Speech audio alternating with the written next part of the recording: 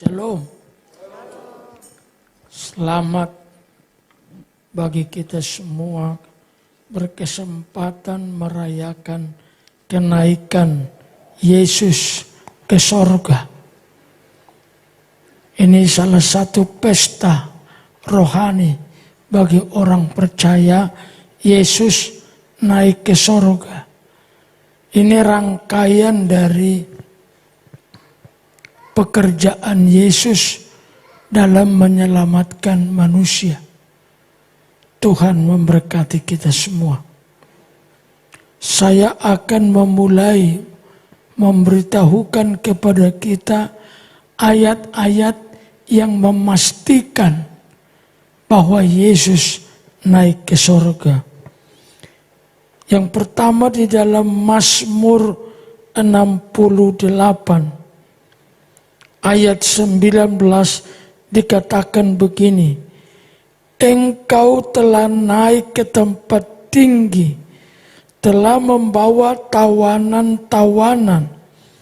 Engkau telah menerima persembahan-persembahan di antara manusia, bahkan dari pemberontak-pemberontak untuk diam di sana. Ya Tuhan Allah, terpujilah Tuhan. Hari demi hari Ia menanggung bagi kita.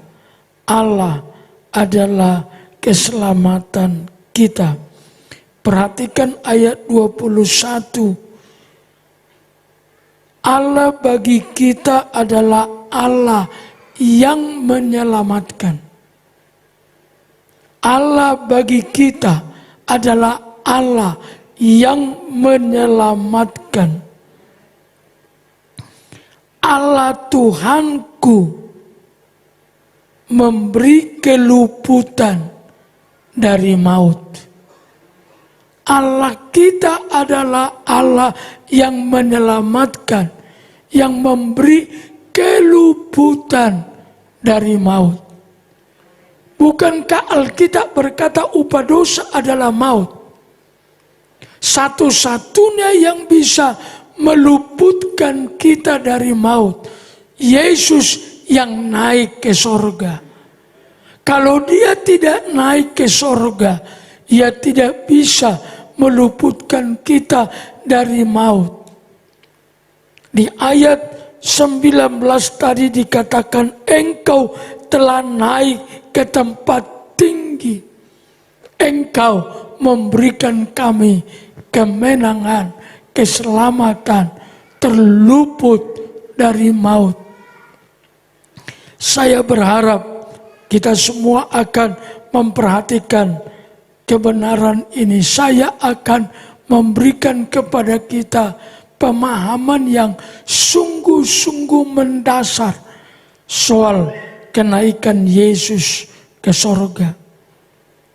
Mazmur yang baru saya baca, itu adalah Mazmur Daud. Daud itu hidup kira-kira tahun 1040 sampai 970 sebelum Masehi. Itu artinya apa?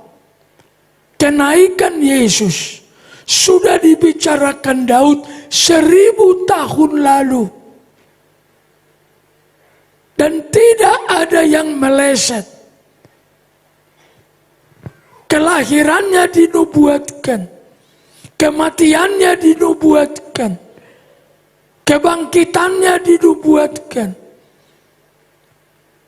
Kenaikannya pun dinubuatkan. Dan tidak ada satu yang meleset dari semua nubuatan tentang Yesus. Naik ke tempat tinggi untuk memberi keluputan dari maut. Jadi tidak ada keraguan sedikit pun tentang Yesus yang adalah juru selamat manusia. Tidak ada keraguan. Saya ulangi, Daud itu hidup kira-kira tahun 1040 sampai 970 sebelum Masehi. Nah, kalau Yesus naik tahun 33-an Masehi, maka sekitar 1070 tahun yang lalu sudah dinubuatkan Yesus naik ke surga.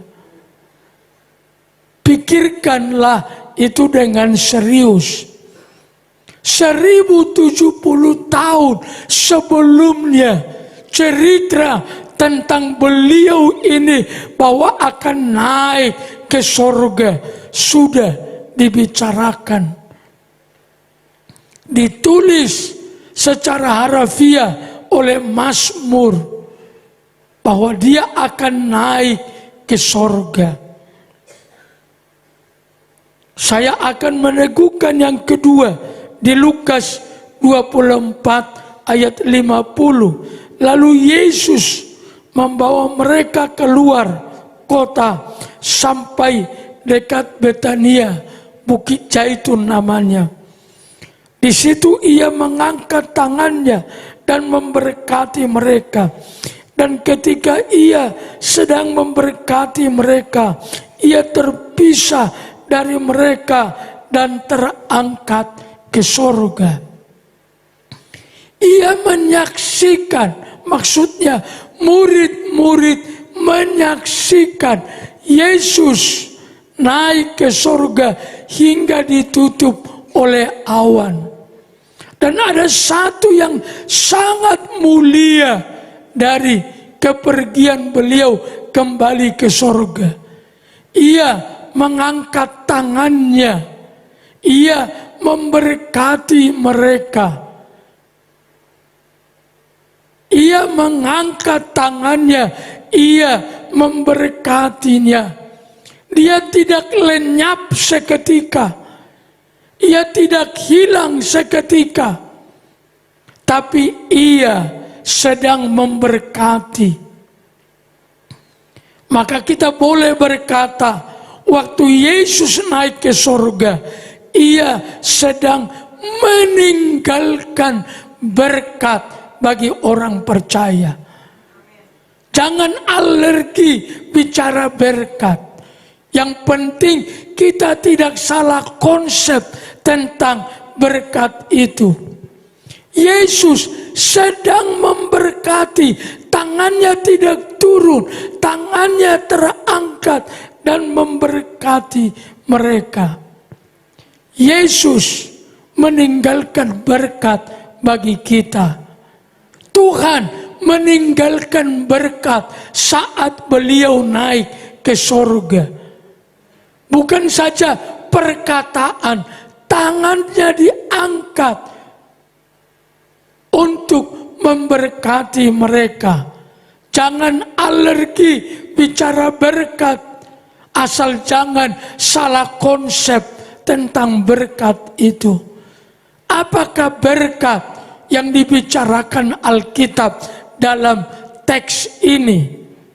Berkat disebut dengan istilah eulogia dalam bahasa aslinya. Eulogia itu bicara 4 hal. Yang pertama, berkat pertama adalah Tuhan membuat pekerjaan kita berhasil. Itulah berkat menurut Alkitab. Maka semua orang percaya harus bekerja. Tidak boleh tidak bekerja kalau mau diberkati Tuhan. Berkat yang pertama, saya ulang, Allah membuat pekerjaan kita berhasil. Berkat yang kedua yang dibicarakan Alkitab adalah Tuhan menyertai kita. Penyertaan Tuhan itu berkat. Allah terus menyertai kita selama-lamanya. Itulah berkat. Yang ketiga, berkat yang dibicarakan Alkitab, Tuhan memberikan kita kekuatan untuk menghadapi segala hal, segala musim, segala keadaan, segala tantangan kehidupan. Kita kuat itu berkat Tuhan. Ada banyak orang tidak kuat, banyak orang putus asa, bukan karena tidak ada uangnya, bukan karena mereka tidak punya nama besar. Ada banyak orang punya nama besar, punya kekayaan lebih daripada cukup, tapi bunuh diri karena mereka tidak kuat menghadapi musim-musim kehidupannya. Maka kalau Tuhan menguatkan kita sampai sekarang, kita masih bisa bersuka cita, kita masih bisa bersyukur, itu berkatnya Tuhan. Yang terakhir, yang keempat adalah berkat Tuhan itu adalah Tuhan memampukan kita menjadi alat kebenaran. Tuhan memampukan kita jadi alat-alat kebenarannya. Tidak mudah menjadi terang dunia, tidak mudah menjadi garam dunia. Kalau Tuhan tidak memampukan kita, maka kita tidak mungkin menjadi garam dan terang dunia. Bersyukur kalau engkau bisa menjadi berkat. Bukan hanya diberkati, tapi bersyukurlah kita dapat dipakai Tuhan menjadi alatnya memberkati kita. Mazmur 68 menegaskan dia naik ke sorga. Lukas 24 ayat 50-51 menegaskan dia naik ke sorga.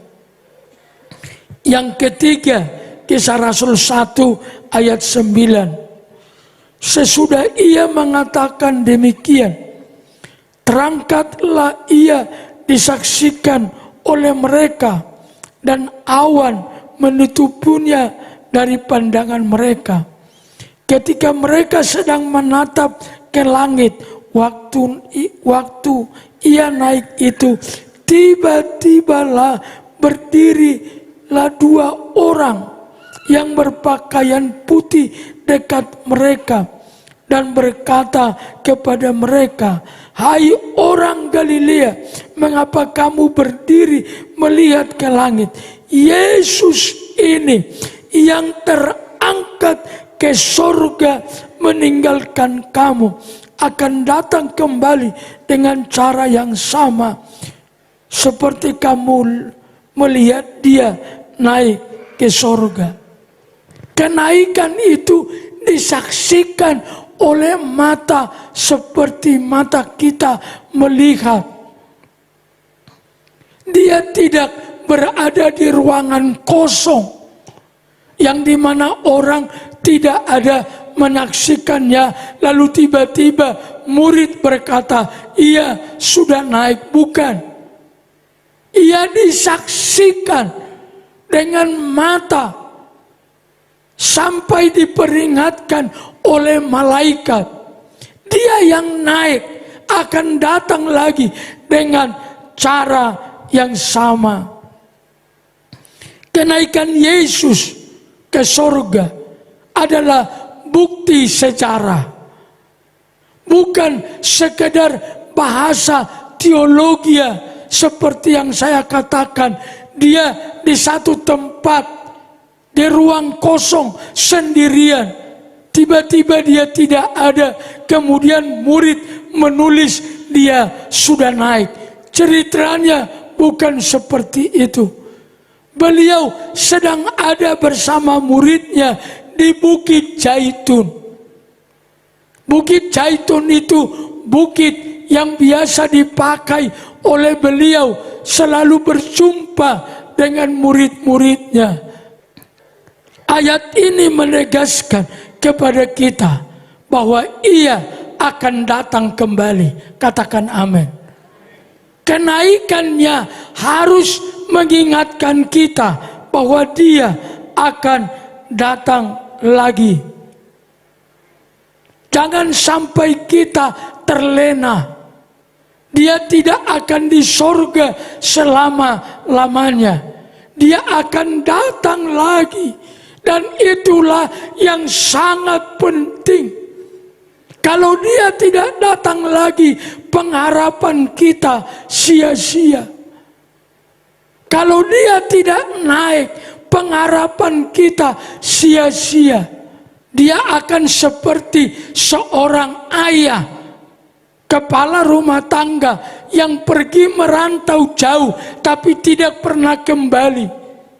Sekiranya Tuhan tidak datang lagi. Itu seperti seorang laki-laki kepala rumah tangga. Dia pergi mencari nafkah, tapi dia tidak pernah kembali.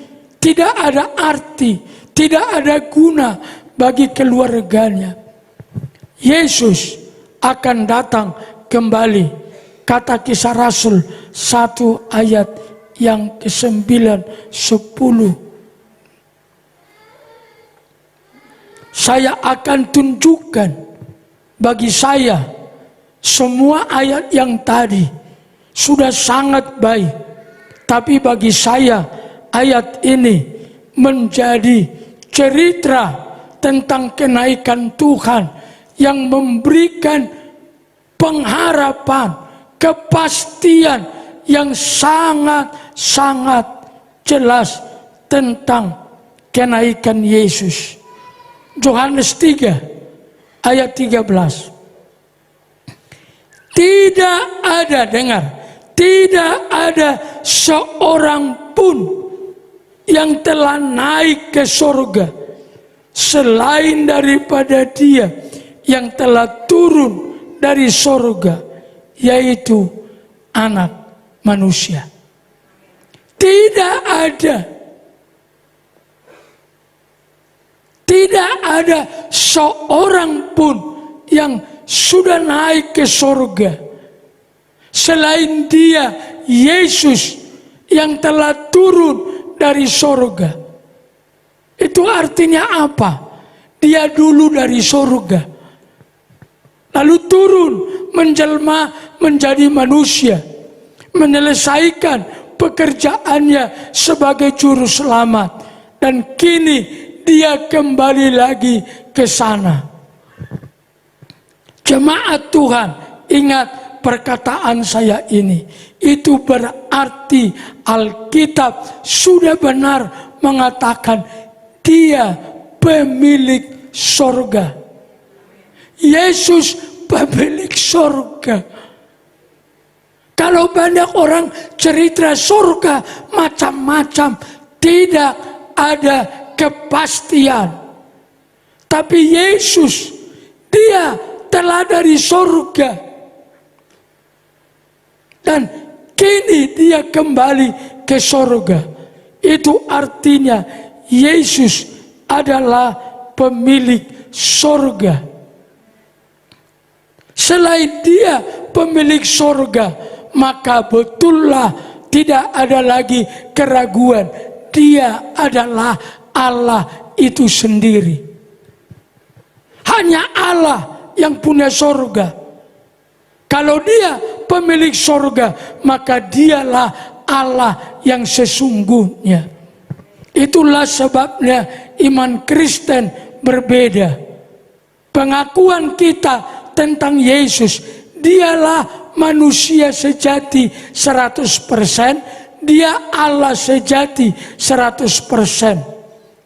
Di kemanusiaannya Dia disalibkan, mati. Dalam keallahannya Ia bangkit dan Ia naik ke surga. Sesungguhnya hanya orang yang tidak bijak yang masih membantah itu. Dan itu terbukti dalam sejarah Alkitab. dan sejarah kehidupan manusia. Beliau bukan seperti nabi-nabi. Nabi-nabi semua berakhir dengan kematian. Dan tidak ada satupun dari para nabi yang memastikan dirinya sendiri masuk surga. Kalau kita merunut dari Alkitab, mulai dari Nabi Musa sampai Nabi Maliaki, tidak ada seorang pun di antara mereka yang memastikan bahwa mereka akan masuk surga. Mereka berakhir di kematian. Jadi kalau ada nyanyian beberapa waktu yang lalu, Bapak Ibu menyanyi, kok Yesus dibanding-bandingke, betul. Mau dibandingkan dengan apa lagi Yesus ini? Nabi dimanapun selesai berakhir dengan kematian. Dan mereka tidak ada seorang pun yang memastikan dirinya sendiri saja masuk surga. Jangankan pengikutnya, dirinya sendiri tidak ada kepastian masuk surga. Yesus naik ke surga. Bahasa apa lagi yang harus kita katakan menjelaskan kebenaran iman Kristen ini? Maka ikutlah Tuhan sampai selama-lamanya. Setia kepada Tuhan. Dialah yang berhak membawa kita ke surga. Dia yang berhak membawa kita ke surga. Tidak ada yang berhak cerita tentang surga selain Dia satu-satunya Tuhan, pemilik surga itu. Jadi jangan ragukan lagi tentang Dia. Yang kedua, yang hendak saya sampaikan kepada kita, apa berkat-berkat yang dijanjikan dalam kenaikan Yesus. Yang pertama, Yesus naik ke surga, kata Yohanes 14, untuk menyediakan tempat bagi kita di surga. Dia menyediakan tempat bagi kita di surga. Tolong tunjukkan ayatnya, anakku. Ini menegaskan kepada kita bahwa di bumi ini hanya sementara. Jangan terlalu sibuk dalam dunia ini. Ini sementara. Beberapa waktu yang lalu saya katakan, kalau kita merujuk ke Alkitab, di Mazmur 90 Musa mengatakan, umur kami 70 tahun. Kalau kami kuat 80 tahun. Tapi kesudahannya adalah penderitaan. Makanya ndak usah gagah-gagahan. Rumongso berhasil, ndak usah. Nikmati saja anugerah Tuhan. Ndak usah merasa berhasil. Jangan kamu bahagia tidak turut firman Tuhan. Nggak usah kumpulkan harta terlalu banyak sampai lupa memberi untuk Tuhan. Kalau sekiranya di dunia kita tidak begitu beruntung, rumah kita tidak istana, ingat, di surga semua akan baik. Yang kedua, apa berkat dari kenaikan? Saya suka ayat ini. Yesus naik ke surga menjadi pembela. Kalau bahasa lain disebut pendoa syafaat bagi kita tiap waktu. Roma 8:34. Kristus Yesus yang telah mati, bahkan lebih lagi yang telah bangkit, yang juga duduk di sebelah kanan Allah, yang malah menjadi pembela bagi kita. Terjemahan lain, apakah ada orang yang mau menyalahkan kita? Kristus Yesus nanti yang membela kita. Dialah yang sudah mati, atau malah dialah yang sudah dihidupkan kembali dari kematian dan berada pada Allah di tempat yang maha kuasa. Terjemahan lain, siapakah yang akan memberi hukuman? Yesus Kristus yang telah mati, bahkan yang telah dibangkitkan dari kematian. Lihat, duduk di sebelah kanan Allah untuk bersyafaat bagi kita. Yesus di sorga terus bersyafaat bagi kita di muka bumi ini. Mau kurang mulia apa itu? Yesus berdoa bagi kita. Yesus itu tugasnya sekarang berdoa setelah selesai pelayanannya di muka bumi. Yesus berdoa. Itu luar biasa. Itu artinya apa? Gereja selalu dijagai Tuhan di dalam doanya setiap saat. Karena memang gak bisa. Kita tidak bisa selamatkan diri sendiri. Hanya Tuhan yang bisa selamatkan kita. Hanya Tuhan yang bisa berdoa buat kita selama-lamanya.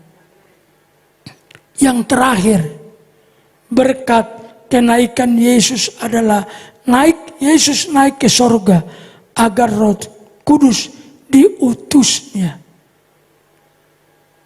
Namun benar yang kukatakan ini kepadamu.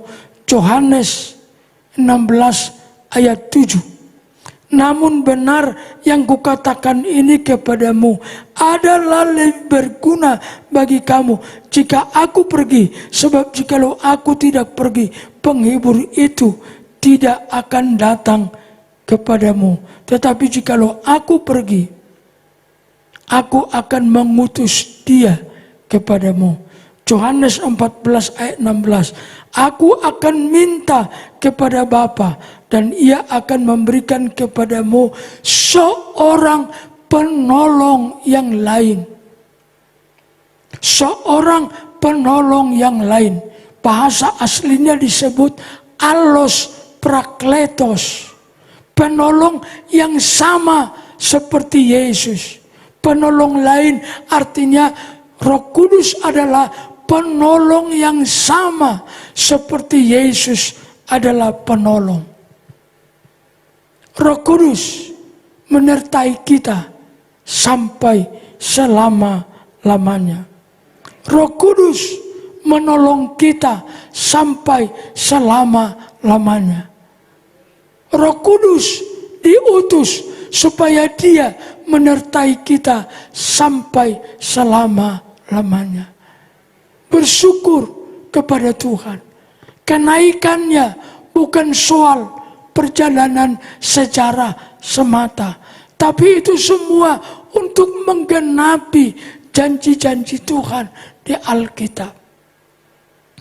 Jangan ragukan tentang Yesus. Yesus naik supaya sorga bagi kita disediakan. Dan dia akan datang lagi. Berjaga-jaga. Jangan sampai terlena dalam dunia ini. Jangan terlalu sibuk. Ingat, Yesus segera datang. Dia ada di sana sekarang. Dan untuk sediakan tempat bagi kita. Tuhan memberkatimu.